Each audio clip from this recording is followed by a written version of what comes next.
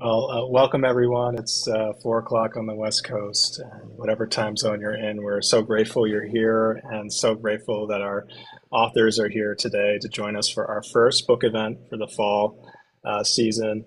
Um, Thank you so much for joining us in this series. We'll have monthly events in the fall in October and November. Then we'll take a brief hiatus until we'll welcome back authors again in February. I'm John Pascarella. I'm a professor in the Rossier School of Education. My pronouns are he, him, and his, and I'm at the University of Southern California, where I'm Chief Academic Officer of the USC Race and Equity Center, which is led by our founder and director, Professor Sean Harper. For more than a decade, the USC Race and Equity Center has aimed to dismantle racism, white supremacy, and anti-Blackness in all their forms. Our work spans three areas: K-12 schools and districts, colleges and universities, and businesses and firms. For the last 3 years, educators have faced greater public scrutiny and systematic censorship than the previous 3 decades for discussing race, ethnicity, gender, and sexuality in K-12 schools, colleges, and universities. Earlier this year, our center released a 62-page report authored by 12 highly respected equity experts titled Truths About DEI on College Campuses, which noted that more than 100 legislative bills in 44 states have been introduced to restrict, censor, or ban altogether DEI conscious schooling. 18 states have banned the spending of public funds on DEI-related activities in K-12 schools. 8 states have banned DEI activities in colleges and universities. In holding this event today, we come together as a community of educators to provide a forum for discussing the lived experiences, the benefits, the seminal contributions of educational equity experts, including today's featured authors, Dr. Kia Darling-Hammond and Dr. Bre Evans-Santiago. More than 200 people across the nation registered for today's Equity Book Talk event, which is a strong indication of its importance and educators' need for guidance in this moment. We're hoping our Equity Book Talk series with renowned experts will help educators hold ourselves and each other accountable to the everyday work of anti-racism, to stop traumatizing and undermining educators, joyful educators, and students seeking to create inclusive, equitable classrooms and campuses, and to move beyond mere gestures of allyship. Today's session is being recorded. You can activate the closed captioning feature. It's right on your dashboard. Just roll your mouse over the horizontal dashboard in the bottom part of the Zoom window, and you should find an option there for closed caption. It's been activated, so you should be able to see the live captioning feature. Throughout today's session, you can use the Q&A feature to share your questions anytime during the session, and we will, at the end, hold space to address those questions. And if you'd like to speak to any of us, to speak to the panel or join the panel in your discussion with the authors, we can promote you through a request to discuss your question. Just make sure you add that in the Q&A that you'd like to discuss this question directly with Dr. Kia Darling-Hammond and Dr. Bre Evans-Santiago joining me today, and authors of T** is for Thriving, Blueprints for Affirming Transgender Creative Lives and Learning in Schools. I'll try that again. I messed that up. T is for Thriving, Blueprints for Affirming Trans and Gender Creative Lives and Learning in Schools. Published earlier this year by Myers Education Press. Dr. Darling-Hammond is author of the Bridge to Thriving framework and co-author of the Civil Rights Road to Deeper Learning, 5 Essentials for Equity. As CEO of the education and research firm Wise Chipmunk, she leverages over 25 years of experience in education, research, organizational leadership, and youth development to offer thriving-focused research, advising, coaching, and public speaking, as well as designs for professional learning, curriculum development, and organizational growth. Dr. Evans-Santiago is an author, professor, and associate dean of California State University, Long Beach. Her research focuses on culturally sustaining pedagogy and practices in TK through 8 schools. Before publishing T is for Thriving, Dr. Evans-Santiago wrote the award-winning book, Mistakes We Have Made, Implications for Social Justice Educators, which provides a vulnerable perspective on everyday scenarios and strategies for teachers of all ages to reflect upon while teaching using a social justice framework. Kia, Bre, welcome to our fall kickoff of the Center's Equity Book Talk series. Hello, thank you for Thank having you. us. We're excited to be here. Thank you. It was a long wind up, but I'm so happy to be here as well and with you and share this space with you. Thanks so much for making space in your schedule to share with the educators who joined us today and those who follow our center. We couldn't be more thrilled that you're here, and we're so grateful for the many important contributions that you've made in your work to our profession and certainly to the lives of educators you've worked with throughout your careers, especially with your most recent book, T is for Thriving. You prefaced your book by storying yourselves and your work. And while I've given a brief bio, your ideation process for this book, your collaboration with numerous experts and community members made this book possible. So for those who joined us this evening who haven't yet read it, possibly, will you just tell us a little bit more about yourselves and how this book came to be? I'm going to start this one. So we say this, and you'll see it in the book. There's a dedication for Bobby and for those like Bobby. Bobby is my spouse. And so my spouse and I, there's this whole story in the introduction and things like that about us. We've been together for over 17 years. We started as a lesbian couple, and we are now a pansexual trans couple. My spouse identifies as female to male, trans male, and this book is for him and for those that need this just as much. And so when I asked Bobby a while back before the book was even written, I said, what took you so long to transition or to come out, or like, what was your process like? I just want to learn more about you in our new phase, and something that he said to me was, I didn't know people like me existed.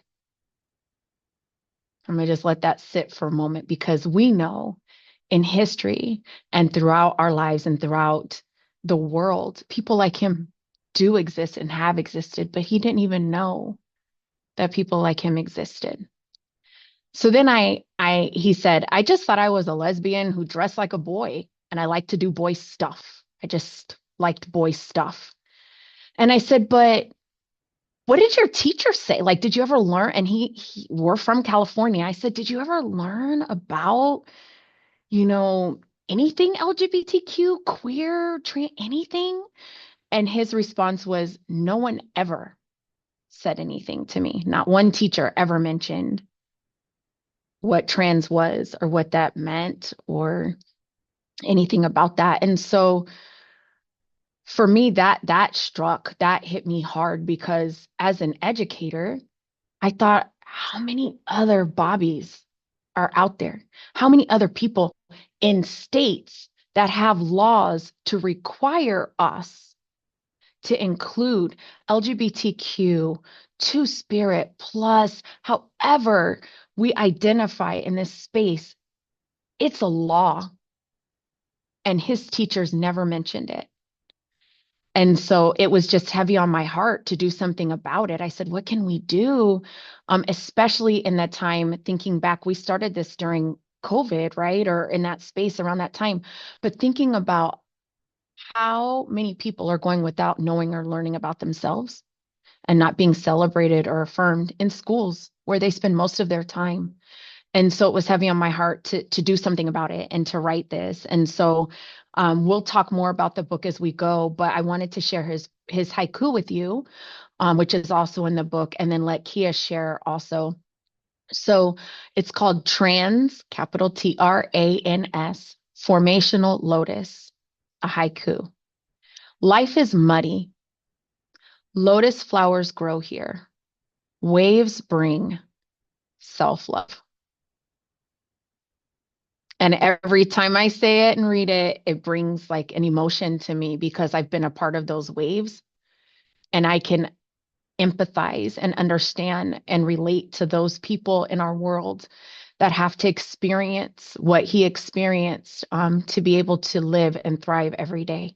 So that's why we did this project, or one of the reasons why we did this project. And I'll let Kia continue to share other thoughts and ideas about it. Thanks. And I'm dabbing my lip and I apologize. I know this looks so weird, but I cut myself. So I apologize. And I'm hoping it will be chilled by the end. It really is moving to have been invited into this project, partly because of how personal it is to Bre and to Bobby, whom I love, and because it's personal to me, both, as someone who was the only, in some cases, queer teacher, the first queer teacher that my students had ever met. And some of those relationships persist to the present, and I've become like an auntie. And because I, as a little kid and a teenager, and even into young adulthood, had to go through my own really challenging process of trying to figure out who I was and who was like me. And I just want to give a special thanks also to Michael Sadowski, who was one of my professors at Bard when I got my Master's of Arts in Teaching, for creating so much spaciousness for me and others to explore our identities in our fullness. So, Bre invited me into this project to bring in that thriving dimension, because I have that Bridge to Thriving framework, and to help us shape the project, which, it evolved over time, but to shape the project so that it was grounded in that concept of thriving and not just surviving, right? And to invite this whole community of educators who will read the book into the important work of being supporters of one another, and especially supporters of young people like Bobby was, because you can't do the thriving without a community. It absolutely requires a group effort. And so, yeah. And then, we had to decide what kind of book to create, and it ended up becoming something, we wanted it to be really accessible and really something that like teachers could just pick up and use very easily. Yeah, we'll talk more about that in a little bit. But anyway, it was just an absolute honor to be brought into this project. And it's been really powerful to see how it's landed. Your book is organized into two parts, 4 interludes, and 11 chapters exploring blueprints for trans and gender creative lives and learning in schools, including a collection of community stories and lesson plans. Say more about why you organized the book this way and how educators can use it to promote thriving learning environments for trans and gender creative students. Yeah, I mean, once we had our contributions in hand, the book structure really revealed itself, because, we had these lesson plans, these stories, and our own research. And we had this amazing short story from one of our contributors who at the time was 11. So we were like, oh, what do we do with all this? And actually here, we want to offer specific and particular gratitude to Sharon Negrete Gonzalez, who provided research and design input and also wrote the foreword, because Sharon is like very, very talented at organizing information and organizing things, both visually and sort of logically, and was instrumental in us being able to piece together something cohesive.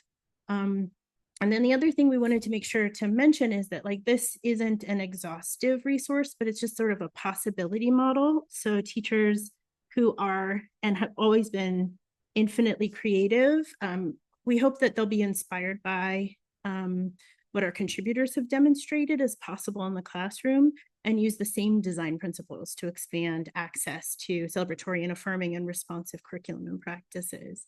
And Bree's going to say a little bit more about the structure of the book.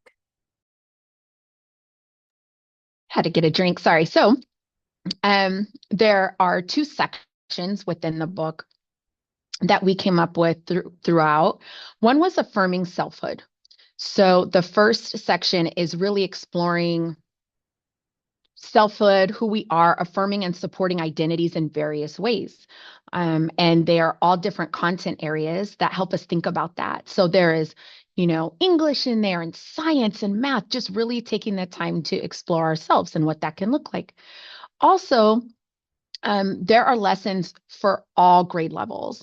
And so within that, maybe you see a lesson that's a third grade, but you can always adjust to a second or fourth grade based on what that lesson is. You would just have to find the right standards for that grade level, et cetera, to be able to adjust. So we wanted to make sure that we did that throughout. The other part is the affirming community. Same thing, you could adjust the lessons throughout, but this part not only just reveals and affirms our communities, but it looks at the histories as well.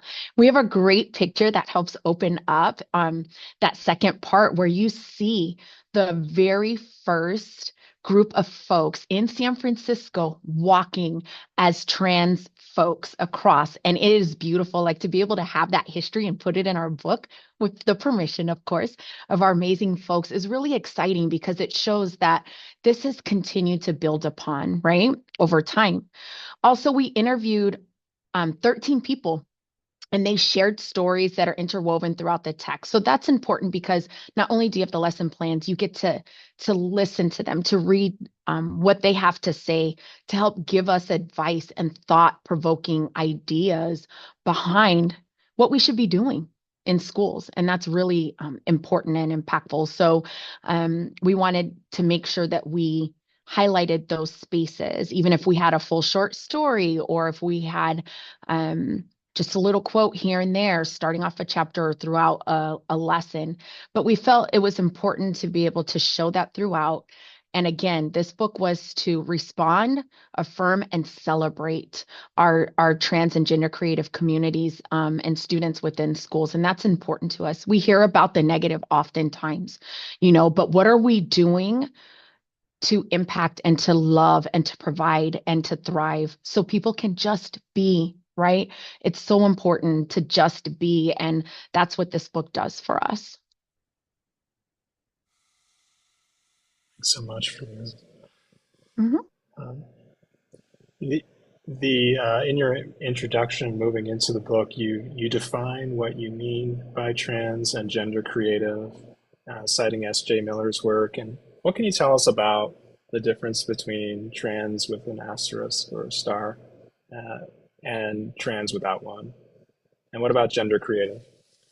Yeah, thank you for asking that. I think oftentimes people have that question, but they don't really ask it. So we want to be able to share that. And it is quoted within our book. So we'll share that with you. So um S.J. Miller, um, the work stands on the pillar of this book, honestly, because we wanted to look at the whole spectrum of people, of folks, and not leave anyone out, and that becomes difficult as society continues to try and put us in boxes, right? And so we wanted to make sure we put that asterisk there to emphasize there's more than this binary identifying as a male or female, even in a trans space, right? And so quoting from the text, trans is a prefix or adjective used as an abbreviation of transgender. It's inclusive, it's an umbrella term, but that asterisk helps identify those folks that are maybe agender, cross, or dress, or bigender, or gender fluid. There are so many other identities just within the trans space, and we wanted to make sure that we acknowledge that and supported that and showed that within our space because again our text is the uplifting and the recognizing people, affirming people, and so SJ Miller really highlights that, and so we wanted to make sure we acknowledge that. The other part, gender creative, expressing gender in a way that you feel is necessary and important to you, the freedom of expression. But you may not conform to any gender or maybe several genders, and that's okay. But what we want to do is acknowledge that space as well, because again, there are oftentimes that society tries to put us in a space, and we are giving permission to say we acknowledge you for however you show up today and whatever that may look like. So that's what we tried to do utilizing S.J. Miller's work. So I hope that that helps explain that trans, especially with the asterisks, because that's been very valuable to folks that might often feel left out of the room, even when we're talking about trans.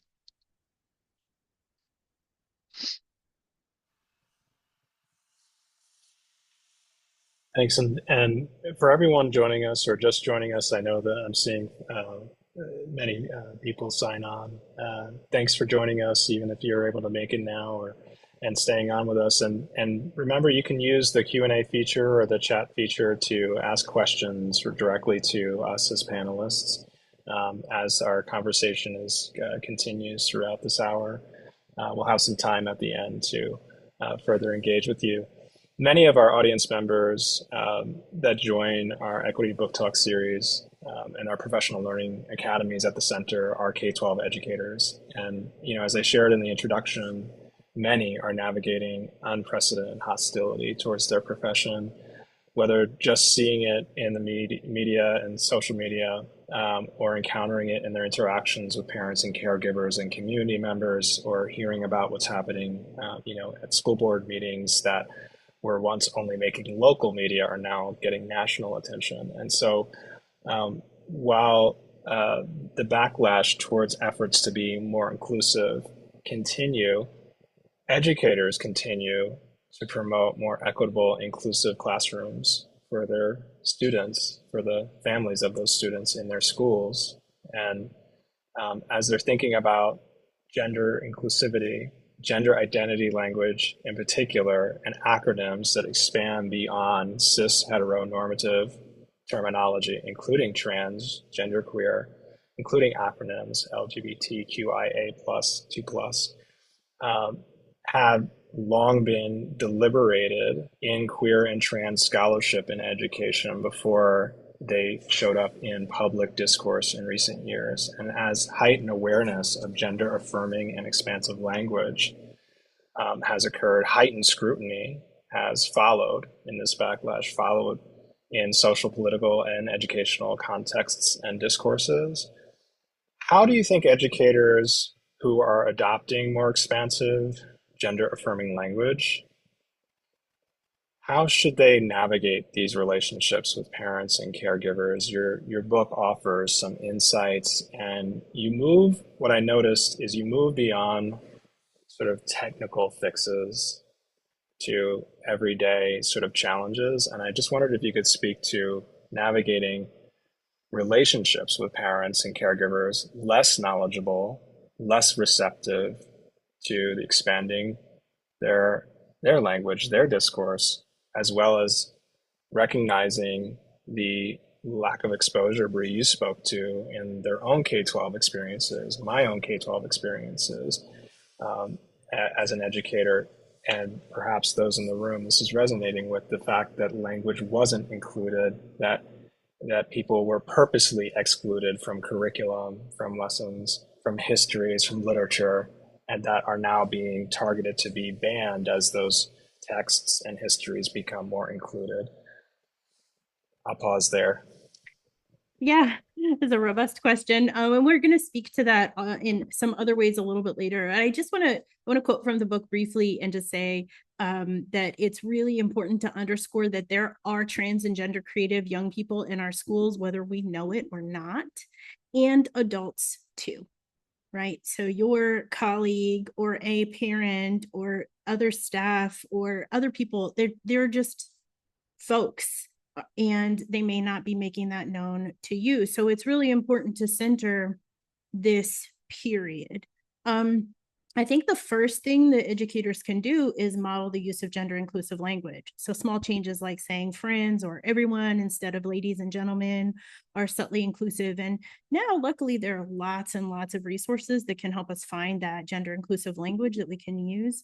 And as S.J. Miller reminds us, there's a piece of this work that's also about mindset, which is breaking ourselves of the habit of thinking that we can know anyone's gender identity just by looking at them or hearing their voice and so on.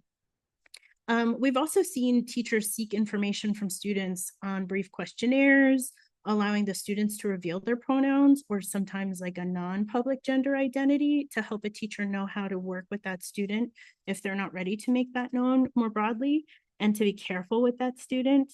So claimed names, for example, might come up in that context and be, called a nickname. And of course, there's also the ease of using they, them pronouns in lieu of binary pronouns, just as a way to not make that assumption about a person that they're in a binary. But I think the key to navigating relationships with people who are still learning how to be inclusive is, one, to hold a firm stance of universal inclusion. Just unapologetically do not waver that that's a value that you hold, and that that includes their children too. And building strong relationships with and between caregivers that are grounded in affirming their underlying feelings of care and concern, but holding fast to that value system of inclusion can really go a long way. Because in most cases, when people's belief systems change, it's because somebody's developed a powerful, strong relationship with them. We have to tap into people's compassion and empathy, and that's how we create those changes in beliefs. And then I think educating people, right? It's really important for people to learn things, and everybody can learn things, especially if their affective filter is low and their psychological safety is high. And I'm a huge fan of GLSEN, GLSEN, for resources related to this. But this morning I did a web search for, quote, talking to reluctant parents about LGBTQ rights, for example. And I just found a ton of additional resources, which is actually amazing, because 10 years ago, it would have been very difficult to find those resources. So there's a lot out there. And then, of course, we talk about this more in the book. And I'll turn it over to Bre. Yeah, so I'll keep adding on to that and just really thinking about supporting educators in this space. I saw in the chat, thank you. Hi, Tyrone. But I wanted to just say that there are acts within, so I'm going to speak regarding California, and that's because a lot of my research is specific to supporting the educators here. But please do the research and see what I think there are like 7 other states throughout the nation that do have inclusive curriculum laws. And so that being said, the California Fair Education Act is one of the laws that's been around for years, and people still do not implement this law, but that supports you as an educator. You have a law that says you are required to include LGBTQ plus curriculum within history, just as much as other ethnic and marginalized groups of people. And that's, from that bill. There's also the Healthy Youth Act that states all instruction and materials in grades K-12 must be inclusive of LGBTQ students, which includes sex ed, social emotional learning, and other curriculum. So if anything, you have a law to stand on to be able to move forward with some of this. And I know oftentimes people say like, I don't, I'm worried about that, or what should I do? But it's the law. It's the law. And so hopefully that provides more context and foundation for you to be able to even take small steps, or to advocate, or to listen to other folks to help them do the work, wherever you see fit in a space, but to be able to do something. We have to do something. You can't just sit on it. And that's something that we talk about oftentimes, is that we need more than people to watch and listen. Is it called like an accomplice? Like we need more than an ally. We got to do the work. We have to do the work. And so that being said, another one is, if you're a little nervous about it, or that you want to do this, but you're still not quite sure, utilize your unions. I know for a fact that California has the CTA, the California Teachers Association, and they put it all on their website that they are supportive of LGBTQ plus folks. They even have conferences that solely connect and support educators so they can move forward in these spaces. So connect with your union folks and find out how to move forward in these areas, because there may be pushback from parents. Board meetings, it's often an agenda item throughout the nation. 530 laws right now, 530 are being evaluated and looked into closely by ACLU. That doesn't mean it's all of them. Those are just the ones that ACLU are looking at.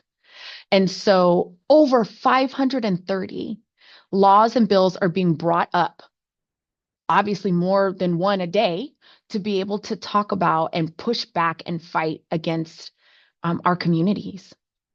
So if that doesn't influence you to think about saving lives and to think about taking a step forward, I hope it does. But then also do research first. Oftentimes we are wanting to do the work, but we may not know how. So in order to be transparent and clear and provide the correct lesson, implementation, etc., use the research that we're providing for you. Connect with folks. Find a circle where you are doing good and not harm. And I say that because we know that oftentimes there are people that are educators and they want, oh, I meant to do this, but it didn't come out that way.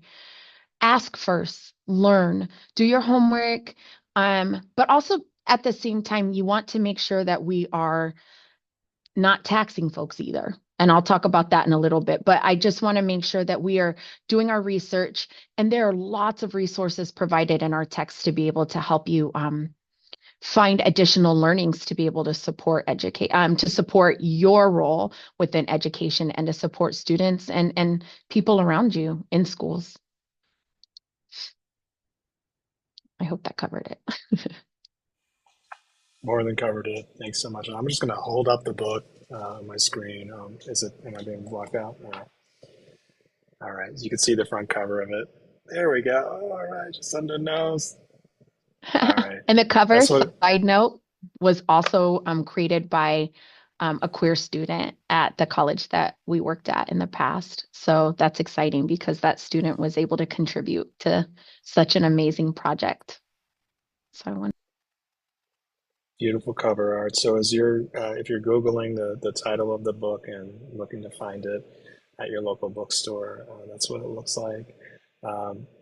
As I understand, the authors also created resources along with the text that can be accessed.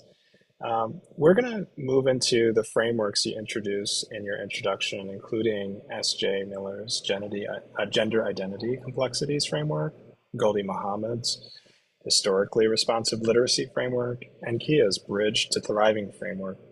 Tell us more about why there are 3 frameworks and what about each one is distinctive from the other 2.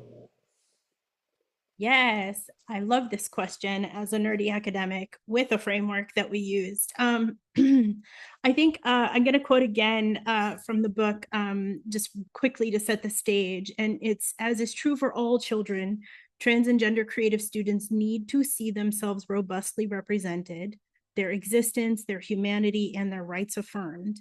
They need to know they aren't alone and they have a powerful lineage, that there are possibilities for them, and that they are whole and entitled to thrive. And so that really is what we believe. And this is what we know in developmental psychology. We know this is true. This is true for children. It's also true for adults. So our goal was to create a resource that was responsive and affirming and celebratory. And being responsive is crucial, right? But it can become easily bogged down in just designing for survival or just designing for resilience. And that's simply not enough. We want to increase thriving now, and we want to design for more thriving from now on. And that requires that we fuel young people's sense of pride and possibility through affirmation and celebration. This is crucial, and it's also life-saving. As Bre mentioned before, this is life and death level stuff that we're talking about. We also wanted to give our lesson contributors some guidance for thoughtful design, right? Not just like create a lesson that does these things, but here's some questions that you can consider as you create that lesson to help give shape to the work. And so the frameworks were useful for that. And so we chose the 3 very deliberately. So because we focus, I'm so sorry about my lip, y'all. It is never going to stop bleeding. It's going to be bleeding tomorrow. Sorry if that's gross. I'm so sorry. Because we focus on gender, Miller's Gender Identity Complexities Framework is an obvious starting point. It helps educators and others tackle key dimensions of gender complexity and inclusion in a really targeted way. And we want it to be targeted. And it's guided by a series of axioms and 10 principles, which we translated into some guiding questions for our contributors. But the major categories are gender complexity, which is a real thing. Gender is not binary, it's not simple. There are so many different ways to be in your body and identity around this question of gender, including no gender. The second is authenticity, and creating the conditions for young people to be authentic. about who they are, who they truly are, and to learn what is really true in the world. Self-definition, which is ceding really the power over self-definition to young people, which is an explicitly anti-adultist stance that is really important from a developmental standpoint. And critical consciousness, which is an attention to power and disparities in power, how power is leveraged to reproduce power and disparities of power, and also ways to act towards justice. So Miller's framework is incredibly powerful and really encourage people to explore it more deeply. They have many publications. It's out there in the world. It's really powerful stuff. Because we were focusing on curriculum as well, that's responsive and affirming and celebratory, Gholdy Muhammad's historically responsive literacy framework was a perfect fit. Muhammad argues for a reframed, I'm quoting, a reframed set of learning standards that are grounded in history and restore excellence in education. And these, quote, enable educators to reimagine what learning can look like and begin to offer, this is important, a promising framework for students who have not traditionally seen themselves in formal learning situations. Muhammad says, you deserve to be here, present in the curriculum, to be a part of the history that we learn, to be a part of the canon that we read. You belong here too. And the 5 dimensions of her framework are identity, skills, intellect, criticality, and joy. So very similarly about the self, identity, skills in particular, she said, we are not about this learning being sloppy. We are about this learning being rigorous. You will know how to do things well. Intellect, you're going to really use your critical thinking, your ability to solve challenging problems. You're going to exercise that brain. Criticality, again, with attention to power. And joy. She explicitly says learning can be and should be joyful. Education that is joyful is powerful.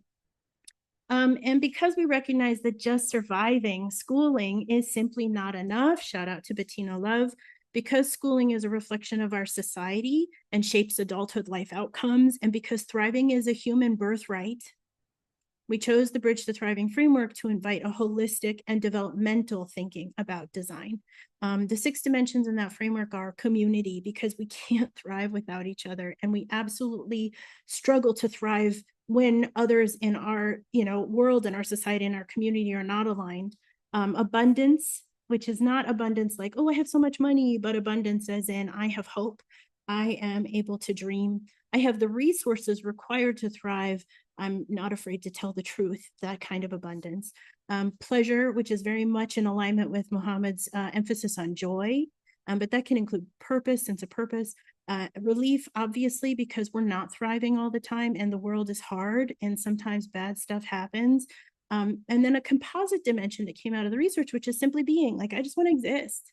I just want to exist in my fullness. I want to simply be. So the frameworks are distinct, but they overlap, obviously, and they enrich each other. All 3 invite critical consciousness. All 3 recognize the central identity of the central role of identity.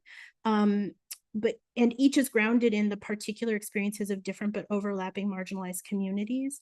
But they're a little bit different. Miller's reminds us to attend to the culture and context of the school and classroom and the relationship between students and teachers, in particular around gender. Muhammad reminds us that we can be explicitly inclusive and rigorous in what we choose to teach and how, and that combats historical erasure, among other things. Very explicit. And my framework reminds people that what we do in schools is tied to our entire lives, our wholeness, and it can be holistically and developmentally robust, that's possible. So that's why 3 and not just 1. Yeah, thank you so much. And you shared so many crucial aspects to all of these frameworks. That was a lot to cover, and your book does a really great job laying it out and applying it. And my only follow-up question is if you might share a little bit more about how you developed, tested, applied your own framework, how you came about, like if you might like pull back the curtain a little bit for our audience on like how did you develop these constructs within your own framework, and clearly there's like as you just laid out for us the connections and the ways these frameworks work together.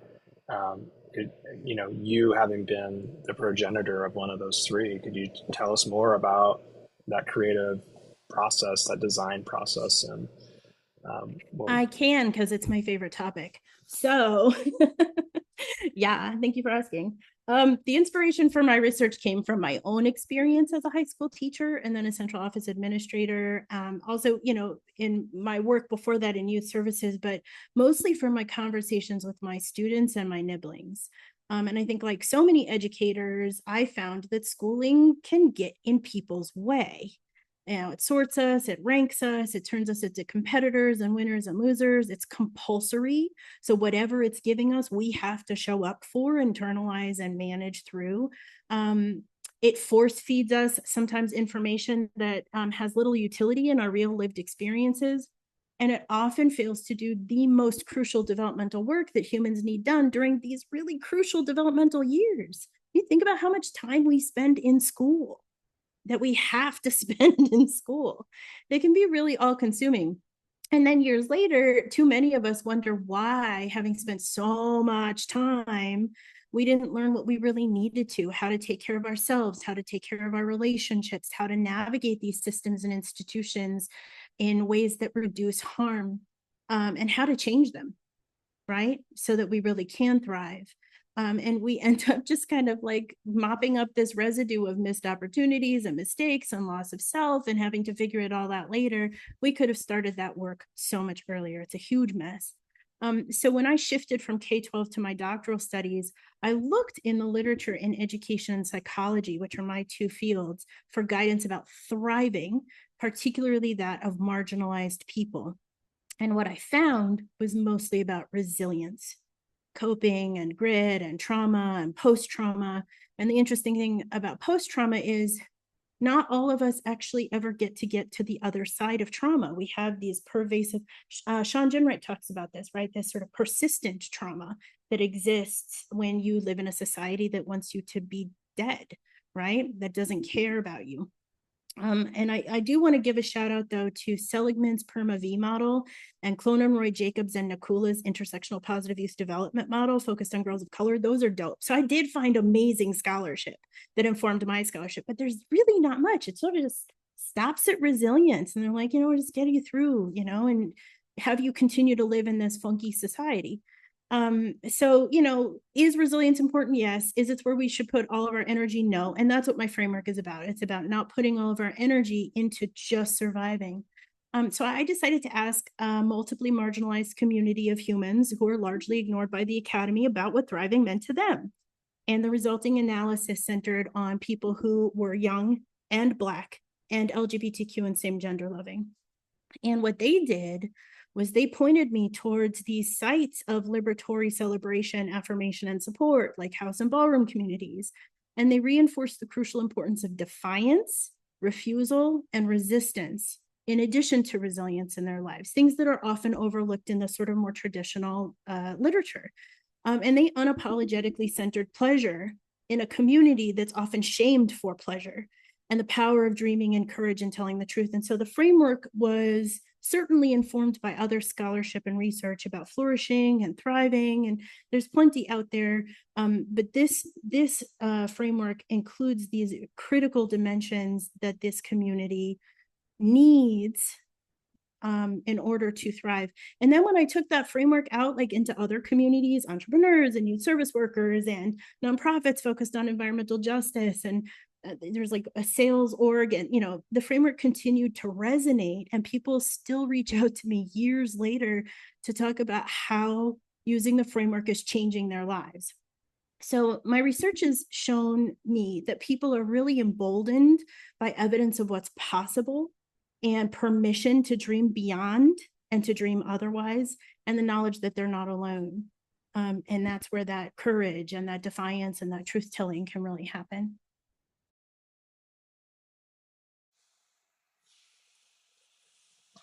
beautiful. In chapter 2, we're gonna dig into some of the chapters and lessons that are introduced. And of course, Bre, you wrote one of the lessons featured in the book. Your lesson introduces an elementary lesson for teachers, multiple subjects, for teachers and students in second grade and up. Can you tell us more about your lesson plan using the 5 E's lesson format?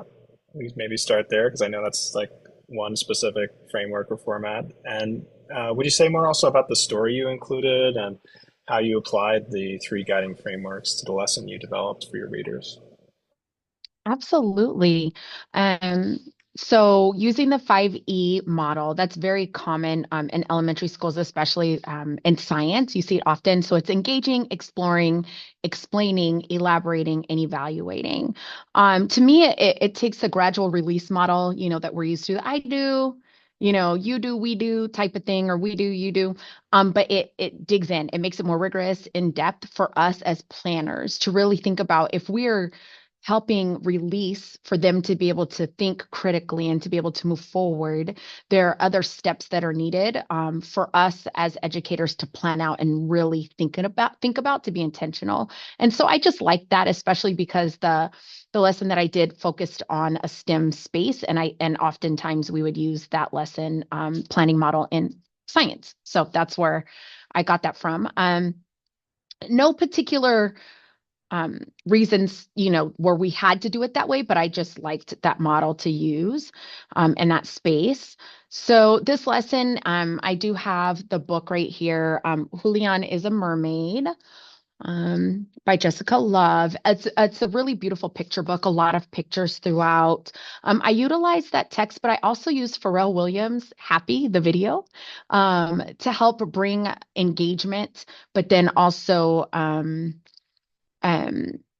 using the pictures and things like that to just really get excited and to connect with them more. Um, but the point of the lesson was to help students learn about oxytocin and our brain chemicals and how words and actions produce oxytocin. It helps us feel happy. Our brain chemicals start getting, some movement because of what we're doing.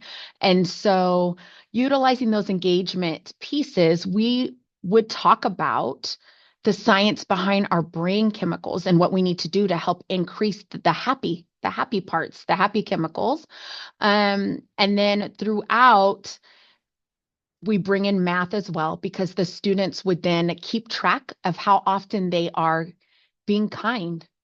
Oh my gosh, such a thing, right? Oh, we forbid this because you're caring for people. So to be kind to each other and to keep track. So put a big bulletin board up or some kind of graph, where they can interact. And how many kind words did we say today when you were at recess, whatever. And so oftentimes throughout, and the teacher would decide, is it once a week?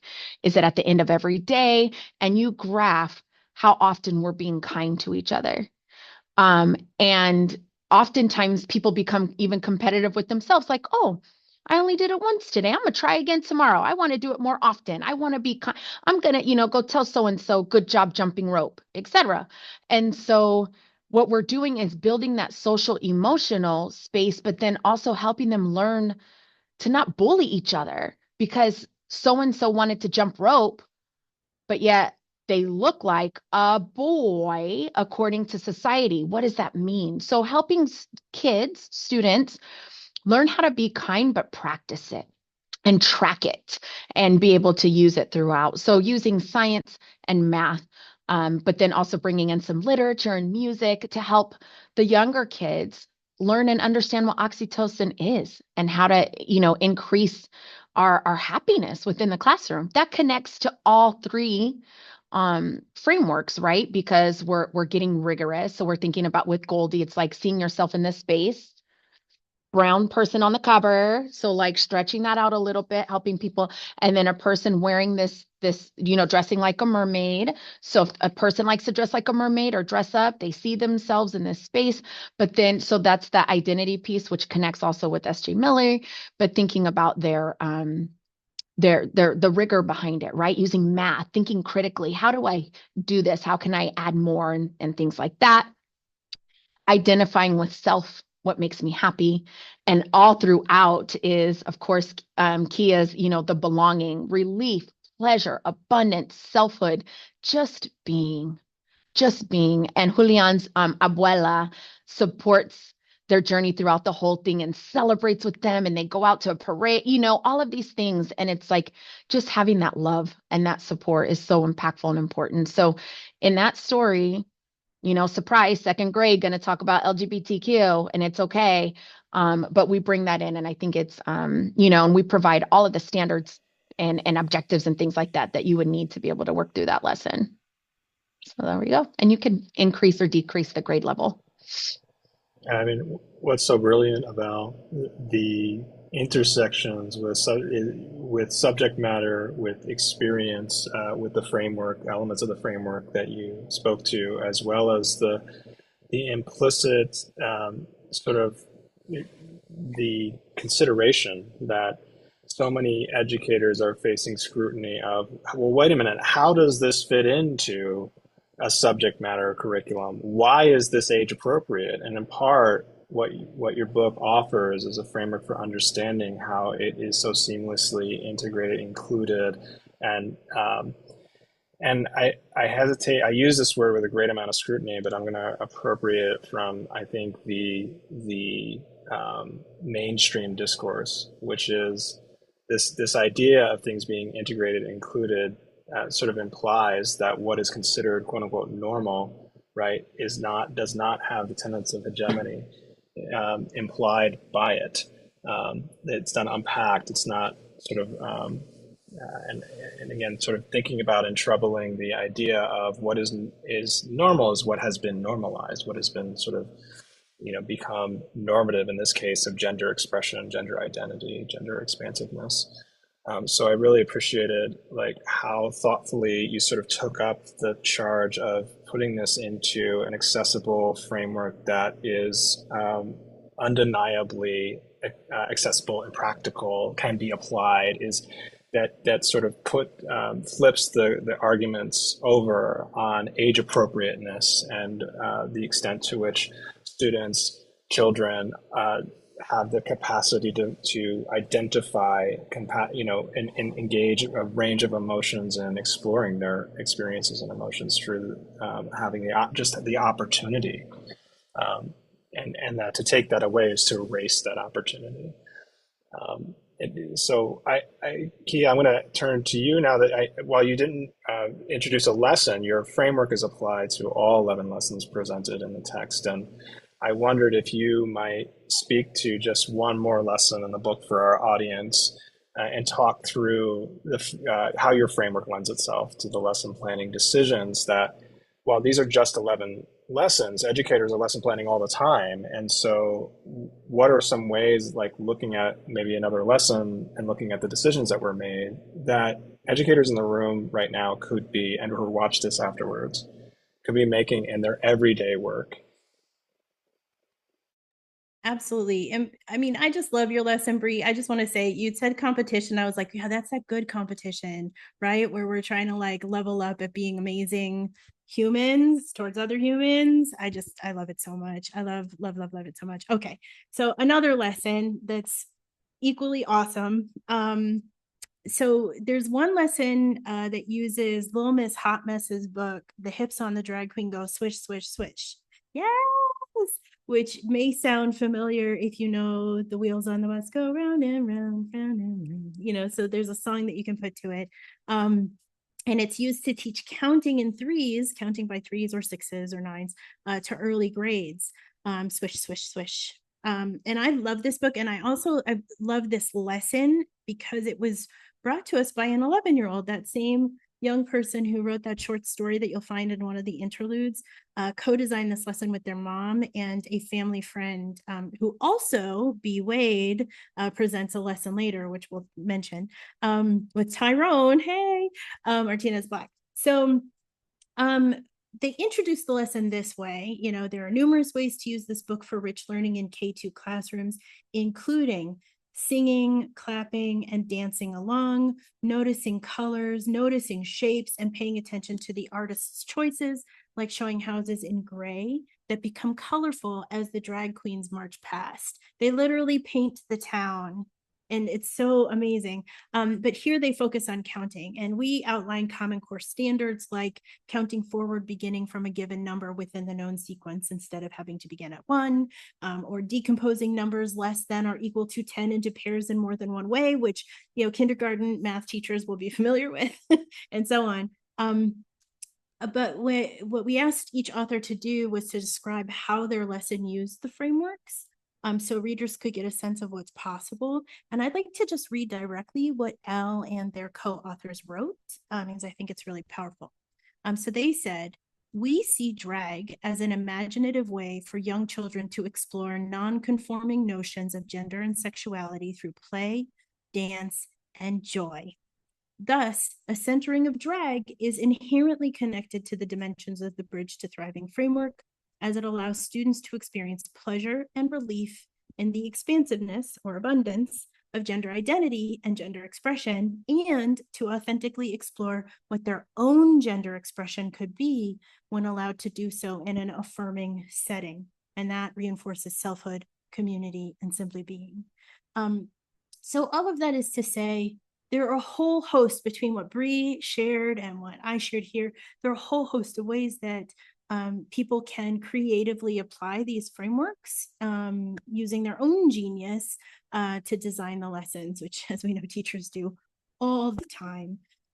They also connected it to Muhammad's historically responsive literacy framework and Miller's gender identity complexities frameworks. So they talked about the connection to Muhammad's framework, which was that this lesson allows students to explore various representations of gender identity in an age-appropriate manner, engages students with several representations by counting by 3, which is skills development and intellect, and centers on a text that presents gender expression as expansive, unique, and personal, rather than adhering to the traditional scripts of gender and gender identity, typically taught in PK-16 schooling, which is criticality. And then they mentioned that centering on a text that celebrates and honors the identities, playfulness, and thriving of drag queens, this lesson embodies the overarching goals of Miller's framework.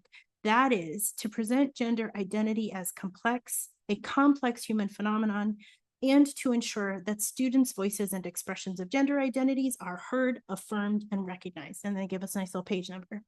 In using the hips on the drag queen as the core text, this lesson allows students to begin understanding the central idea and focus on a representation of gender that steps outside of traditional cisnormative heteropatriarchal views that are centered in our PK-16 schools. Ta-da! So that's a way to use the frameworks. Thank you, Kia.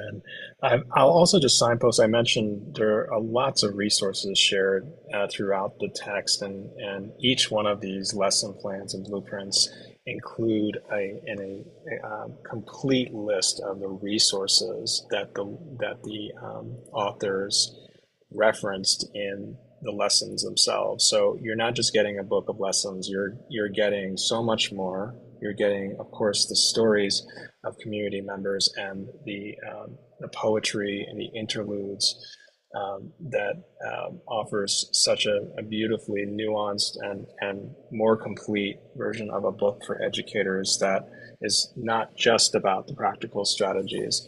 So I wanted to offer that as a sort of another sidebar in relation to my last comment, and encourage those here to pick up the text to look through those resources that include links to lots of really great resources beyond just the references there and the lessons included. I know we're just coming up on the hour, and you have generously been responding to questions in the Q&A, and for our audience members, we're going to transition in just a moment. I have one last question I'm going to ask, and if it's okay with the authors, are you able to stay on a few minutes past the hour? Wonderful. Okay. For those of you who can stay on with us, thanks for joining us. Thanks for staying on. We have one more question. This is your chance, though, to use the chat or use the Q&A if you have a question for our authors you'd like to address with the community attending. At the outset of the book, one of the storytellers you include is M. Rice. M. Rice tells readers, if we can tell our stories first in enough, there's a privilege and a burden of being out there, which is that you get to help people that you may never ever know about. For educators, this burden is compounded by uncompensated labor of educating colleagues, bosses, and parents and caregivers. When an educator makes a range of decisions as to how to present to their students, to their colleagues, and when presenting their gender identity in ways that that is their version, their expression for them to make decisions about that are run counter to what the majority have been socialized as normal, as normative. And so the questions abound as they experience and navigate this terrain. What advice can you offer trans educators when adopting a T is for thriving mindset? And how does that advice differentiate itself when you think about cisgender queer educators, cisgender hetero-identifying educators? Why are these distinctions important when adopting your framework for the benefit of educators in the room? I'll start and I'll try and just kind of connect some of those as you were saying that. So overall, it's important to build empathy and compassion, right, within each other, within our communities, et cetera. But experiences and exposure to various people and circumstances are so necessary. That's how we learn. Intentional instruction is important, and it's possible when we have community grounded support and resources. There are examples that we can look up, we can Google it and see where it went wrong. It's out there in the news and what have you, where someone tried to make an attempt to be inclusive, but the research wasn't done, but the resources weren't there. And so leaning on each other, people that are in the know, people that have the experiences, being a part of those spaces and circles to learn from each other is important. And throughout all of that, to just emphasize and to think about trans educators specifically, I want to say that your voice matters, and kids like Bobby need you.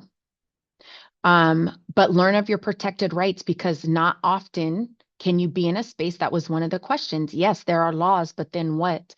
Find your people, find the accomplices, find the people that will advocate beyond to be able to support you and be there for you. Why does it matter? What the difference is privilege. Some people have gender privilege. Some people have race and gender privilege.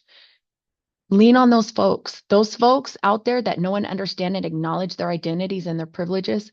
Help us stand up for our rights. And I'm serious, like we got to stand, we got to push forward. And it's so important that we don't continue to just say the thing or, what have you, but action needs to happen. And whatever that is in your space, learn about it, but be careful, be wise, find resources and each other to be able to do it together. There are strength in numbers, and it does make a difference. There are more of us that love and care and support than other folks, but you see and hear about the negative and the erasure. And so we have to make a more impact with who we are and what we can do. And what better place than in school? We're there all the time. So I just wanted to say that and to acknowledge those differences and ensure that we know that experience and exposure help us to learn about each other. And we can't do that if we continue to be silent. So, and whatever that means for you, right? Mm-hmm. Your silence may not be what I define as silence. So just think about that and how to take a step forward and whatever that looks like for your space. Yeah. And I'll stop there because I have a lot to say, but I know because of time. So speaking to the folks who, this would be my advice to any educator, but with attention to their positionality around power and identity and relative safety, which Bre has spoken to. Sometimes we have race or color, skin color privilege. Sometimes we have gender privilege, et cetera, et cetera. Sometimes we have relational privilege or, economic privilege, whatever. But fundamentally, those people who do have privilege, as Bre said, really, really do need to make it known that they're down for the cause. And all of us, regardless of where we're positioned, we need to be unyielding in our integrity and our commitment to protect children and their right to exist fully and to participate in the world and to self-actualize. And that means being able to show us who they are, who they truly authentically are, what they're passionate about, what they're afraid of, what they hope for, without shame or judgment. So fundamentally, we're called in this moment to find our liberatory, developmentally grounded why.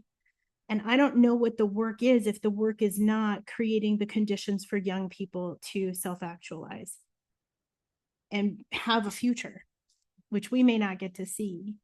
And so that protection, it has to extend to the kids, it has to extend to the colleagues, and it has to extend to the community whose children attend our schools. None of us are not in trouble. Like, we're all in trouble.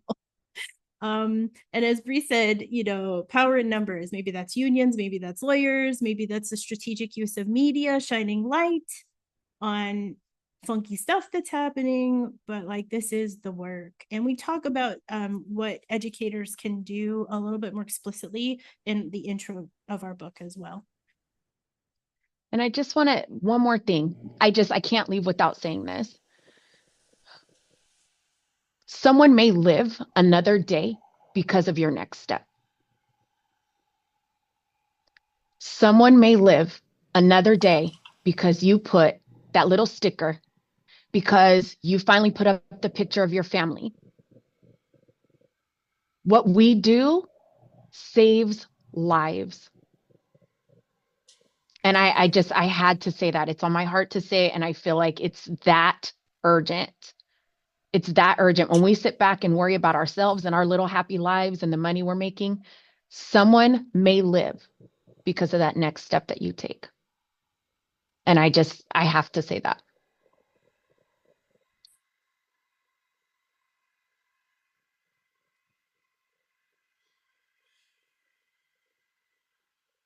Space.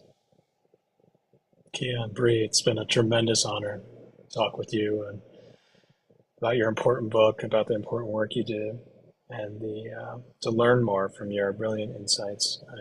I'm certain everyone attending benefited from this conversation this evening and everything you brought to it. So thank you so much on behalf of the Race and Equity Center. We thank you, and we thank everyone for joining us this evening. If you haven't already, please pick up a copy of Kia and Bre's book, read it, talk about it, pass it along to other people. If you have a budget, bring them in to talk to you about it and your people. Thank you so much for joining us. Before we close, I also want to thank our colleagues Annie Chen, Lada Apsyang, and Dr. Sean Harper for their extraordinary support in offering this free event to educators around the country. Thank you, everyone, for joining us. We will review this recording. We'll post it. You'll be able to share it with your colleagues, families, and friends. Thanks again.